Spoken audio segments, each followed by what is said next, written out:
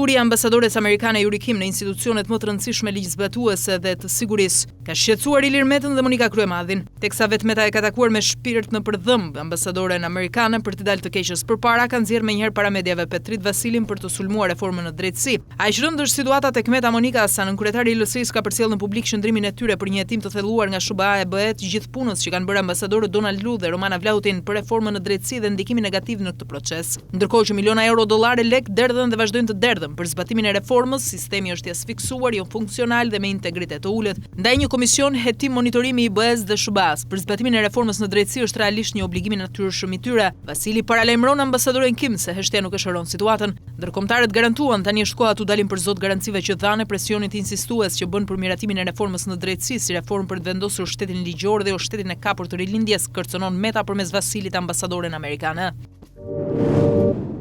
Aliazhi i politikës me krimin dhe trafiqet ka sjellë në Shqipëri gjithnjë viktima dhe zhytjen e shtetit në paligjshmëri. Gazetari Ertan Hoxha ka zbuluar detaje tronditëse lidhur me vrasjen dhe rrëmbimin e Jan Prengës nga Fisi Hajri dhe lidhjet me një politikan të qeverisë Rama 1, që e kanë zanafillën më 2016-2017, ku për interesa votash kanë bashkëpunuar në fushatën zgjedhore. Për 3 ditë me radhë, një deklaratë e tillë për emrin e politikanit dhe të partisë e cila kishte marrë në mbrojtje vëllezërit Hajri u vërtit nga studio në studio pa u specifikuar asnjëherë, por mjaftoi një klikim i thjeshtë dhe pa dashje delën me zë dhe figuri ish ministri i mjedisit dhe eksponenti i lartë i LSI-s me mbështetje të fortë në Durrës Lefter Koka. Ministri ka dalë në një televizion dhe ka sulmuar publikisht policinë e Durrësit duke deklaruar se banda kriminale e policisë së Durrësit po sulmon politikisht LSI-n dhe këtë gjë e bën pa dijenit kryeministrit Rama. Deklarata është bërë më 27 janar 2017, tha gazetari. Kjo ka qenë deklarata e asaj kohe e ministrit të Metës, i cili është shqetësuar për arrestimin e Altin Hajrit, njeriu që kishte lëvizur bashkë me vëllezërit e tij një ton drogë nga Afganistani në Shqipëri dhe më pas drejt vendeve të BE-s deri në Angli. Ndërkohë, pas sponsorizimit të fushatës së LSI-s dhe blerjes së votave për llogaritë partisë së Metës në zgjedhjet e 2017 në Durrës, vëllezërit Hajri shfrytzuan kontributin për të garantuar mbrojtje politike dhe për të hyrë rënd dhe në trafikun e kokainës. SPAK pikërisht me këto dosje të mbyllura me shumë sukses nga Adriatik Llalla për llogaritë Metës dhe Berishës duhet filloj punën e tij. Ka një rezistencë të shtuar të ambasadave për të refuzuar shërbimin e sigurisë të ofruar nga kompania shtetërore Ilirian Guard, e ngritur nga ana e Sandër Leshajt. Ministri i Brendshëm ka kërkuar që policia të tërhiqet nga ruajtja e bllokut të ambasadave dhe të godinave të ambasadave të tjera jashtë këtij bloku në Tiranë për t'ia lëshuar vendin kompanisë shtetërore. Pikërisht një vendim i tillë ka shqetësuar trupin diplomatik, të cilët kanë kontestuar ndryshimet e dorës në ruajtjen e ndërtesave, ku janë instaluar në Tiranë pasi ndikon direkt te siguria. Për këtë arsye, forcat e policisë të vendosura në bllokun e ambasadave kanë pasur dhe kanë një rezistencë të shtuar, ndërsa janë të pajisura me një lek antiplum në hyrjet e ambasadës britanike, e cila e ka evidentuar më dukshëm këtë fakt. Në përbërje të Ilirian Guard janë ish polica po ushtarak mbi 55 vjeç që konsiderohen jo më aq me rendiment se një efektiv në moshë të re. Me sa duket, ky është shkaku që i ka detyruar diplomatët që të kundërshtojnë në mënyrë të prerë ruajtjen e ambasadave nga këta special pensionistë të Ilirian Guard me aftësi të kufizuar për të kryer këtë shërbim. Ky është një gërç i panevojshëm dhe një faturë lartë në marrëdhëniet mes qeverisë shqiptare dhe partnerëve tanë ndërkombëtar sponsorizuar vetëm për të fituar ca lek. Kryeministri Edi Rama priti në zyrë ambasadoren amerikane Yuri Kim. Në një postim në Twitter, Rama thotë se në fokus kanë qenë prioritetet e përbashkëta të dy vendeve aleate. Koincidencë e bukur mbledhja e mëpasshme e qeverisë ku kaluan paketën anti-KÇK dhe ligjin special për masat pasurore ndaj krimit të organizuar, shkruan Rama, duke bërë me dije se në mbledhjen e qeverisë ka kaluar paketa e famshme e cila hyn sot në fuqi.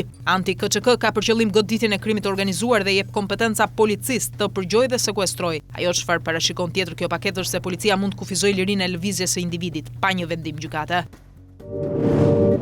Gazetari Ylli Rakipi ka qenë sot në gjykatën e Tiranës për padinë e kryeministrit Edi Rama. Ai kërkoi kreut të qeverisë të paraqitet për të përballur në gjykate, jo të nisë përfaqësues. Rakipi u shpreh se është rast unikal në vendin tonë që kryeministri shprehet në mënyrë të përsëritur se do t'i fitojë të 60 gjyqet që ai ka. Gazetari tha se videon ku kryeministri bën këtë deklaratë fort do e rishpërndajë në media. Gjykata ka lënë në burg 5 të arrestuarit për rrëmbimin dhe vrasjen e Jan Prengës. Avokati Elton Hajrit, një prej të arrestuarve, tha se në seancën e sotme prokuroria nuk ka paraqitur asnjë provë për klientin e tij. Ndërkohë Ndriçim Hajri, babai i Elton Hajrit, tha se i biri e ka lënë prej vitesh punën në resortin Golden dhe atë ditë që ka ndodhur ngjarja ka qenë te Tezja. Ndërkohë policia ka shpallur në kërkim edhe 10 persona të tjerë të lidhur me ngjarjen e rëndë. Ministria e Shëndetësisë Ogerta Manastirliu ka mbledhur task forcën pas shpalljes së emergjencës globale për koronavirusin. Manastirliu tha se pas shpalljes së emergjencës do të shtohen masat për të koordinuar çdo rast sipas shkallës së rrezikshmërisë. Ministria theksoi se në vendin tonë nuk ka asnjë të prekur nga koronavirusi, ndërsa u bëri thirrje qytetarëve të mos udhëtojnë drejt Kinës. Ndërkohë në Itali janë konfirmuar zyrtarisht 2 rastet e para të prekura nga koronavirusi. Ndërkohë në Gjermani konfirmohet zyrtarisht rasti 5. Deri tani raportohen mbi 9700 të infektuar me koronavirus dhe 213 viktima në Kinë.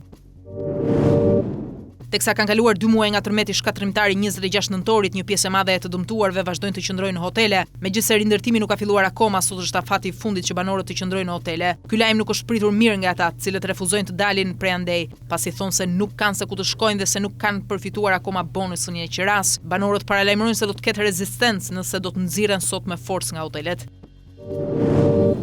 Por Rama dhe Ahmetaj vijojnë me burokracirat e panevojshme për të zvarritur nisjen e procesit të rindërtimit pas tërmetit. Ministri për rindërtimin doli në një konferencë për media dhe bëri me dije se sot janë miratuar zonat e ndërtimit në qytetet dhe fshatrat e prekura nga tërmeti. Sipas Ahmetajt, do ketë zona në Shijak, Laç, Tuman, Durrës, Kavaj, Vore, Tiranë. Ahmetaj u shpreh se do bëhen ndërtime me sisteme antisizmike dhe jo shkeleshko. Kaq tha Ahmetaj, por rindërtimi duket sikur nuk do të nisë kurrë, megjithëse ne urojmë të kundërtën. Në zonën e medreses në Tiranë pritet të shembet një ndërtesë. Banorët kundërshtojnë këtë vendim dhe janë përplasur edhe me policinë, ku 4 prej tyre janë shoqëruar në komisariat. Ata theksojnë se janë në proces gjyqësor për pronën dhe sipas tyre është e papranueshme që IKMT po fillon ndërhyrjen për prishjen e kësaj ndërtese. Ndërkohë Bashkia e Tiranës ka reaguar dhe thekson se banorët do të trajtohen me bonus qiraje. Naftotarët e rafinerisë së Ballshit kanë dalë sërish në protestë ditën e sotme dhe shprehen se nuk kanë marrë prej 4 muajsh rrogat. Ata kërkojnë një zgjidhje nga shteti dhe theksojnë se kompania duhet t'u jap sqarime. Ktu janë mbledhur njerëz hallexhinj për bukën e gojës, na lënë në mes të rrugës. I bëjmë thirrje qeverisë që populli të Mallakastrës t'i jap një zgjidhje. Shteti ta detyroi atë firmë që na vihet na jap sqarime. Bëjmë thirrje që të ngrihemi sërish, ta kërkojmë të drejtën tonë. Edhe sindikatën na e varrosin, u shpreh një nga naftotarët. Kryesia e Kuvendit të Kosovës do të zhvillojë më datë 3 shkurt seancën plenare për të votuar qeverinë e re. Seanca do të mbahet një ditë para përfundimit të afatit kushtetues. Lëvizja vetëvendosje deklaroi se bisedimet me lidhjen demokratike vazhdojnë ende dhe janë optimist që javën e ardhshme do të arrijnë një marrëveshje, ndërkohë kryeministri në detyra Mush Haradinaj ka paralajmëruar se nuk do e votojë qeverinë e re. Opozita në Shtetet e Bashkuara nuk ka siguruar votat e nevojshme duke paralajmëruar mbylljen e procesit kundër Trump brenda javës. Presidenti pritet të fitojë pafajësinë në procesin penal që po zhvillohet kundër tij. Të paktën gjysma e Senatit mund mos e votojë nismën e demokratëve për të thirrur dëshmitar të rinj me arsyeën për të provuar akuzat se kreu i shtetit vitin e kaluar kushtozoi Ukrainën të hetonte një rivalin e tij politik duke shpërdoruar pushtetin. Votimi i dëshmitarëve kërkon shumicën absolute të 100 senatorëve, por nga 4 republikanët e lëkundur njëri ka shuar shpresat e tyre. Mediat e huaja kanë publikuar disa pamje ku tifozët e legjendës së basketbollit Kobe Bryant u mblodhën në një memorial masiv në Los Angeles për të nderuar legjendën e NBA-t Kobe Bryant, i cili u shua tragjikisht me vajzën e tij të dielën e 26 janarit pas rrëzimit të helikopterit.